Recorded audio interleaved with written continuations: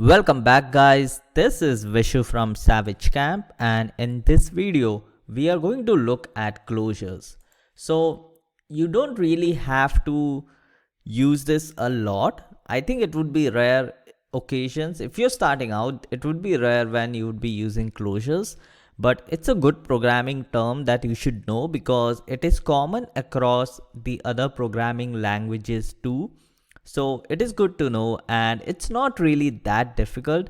A little bit confusing if you're learning this the first time, but here I have a function define info that has name and age.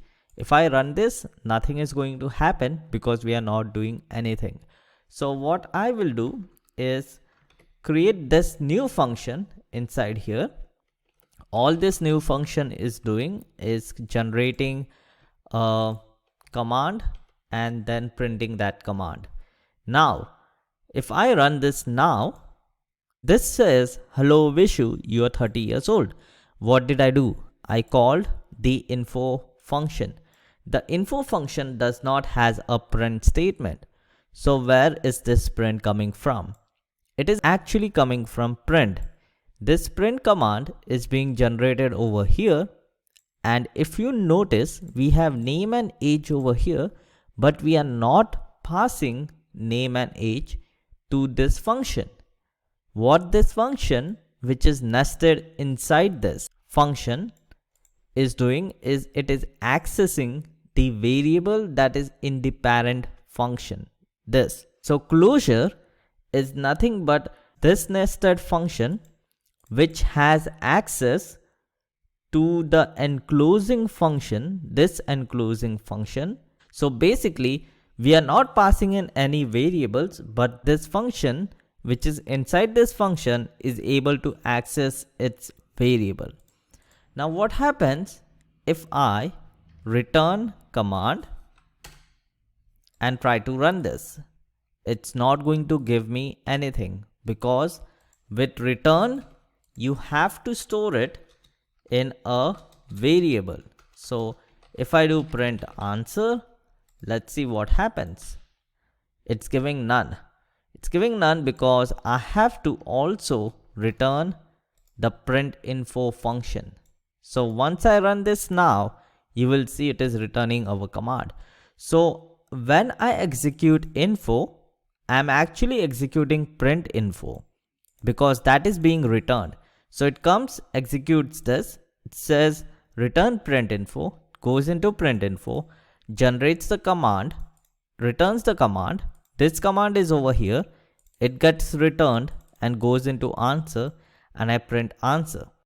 What happens if I remove this? If I run this now, this is like a normal function. A function is being returned. Now this function value, I don't understand what this is. This is a memory address. I don't know what this stands for.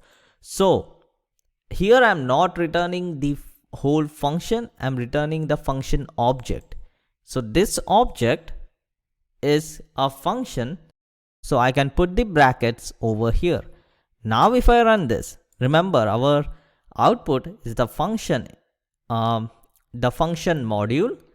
If I run this, I actually have this sentence. So this is closure. Like this function, we are not passing anything over here. You have to understand this. This inner function is not taking any variables. It is accessing the variables that the outer function has. And that is the important thing in closure, that it is able, this function is able to access the local variable of the parent function. Now, if you want, you can pass in the name and age, make it even more complicated. So here I'm also going to remove the name and age. So what I'm doing is just passing Vishu and 30 in here when I call the function. So it is going into this info and we are not declaring it, but this print info is still going to have access to those two variables. And just so you know, this will change every time I change this. So it is actually being sent from here. And again, it goes back to the same thing. I can do a like I can call the function right over here and remove this, and it's still going to give me the same output. So that is it for closure, guys. I know it can be a little confusing, but all you have to remember is closure is a nested function inside another function, and the nested function has access to the variables of the parent function. So you are not passing anything in print info. You're not calling print info outside, but you're returning it. And when you call the parent function, the print info is taking the variables from the parent function and actually just executing it. So I think that is it for this video, guys. This is a brief introduction to closure.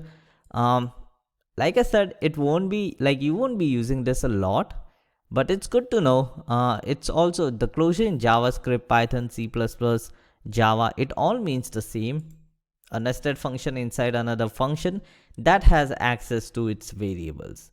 So I think that is it, guys, and I will see you guys in the next one.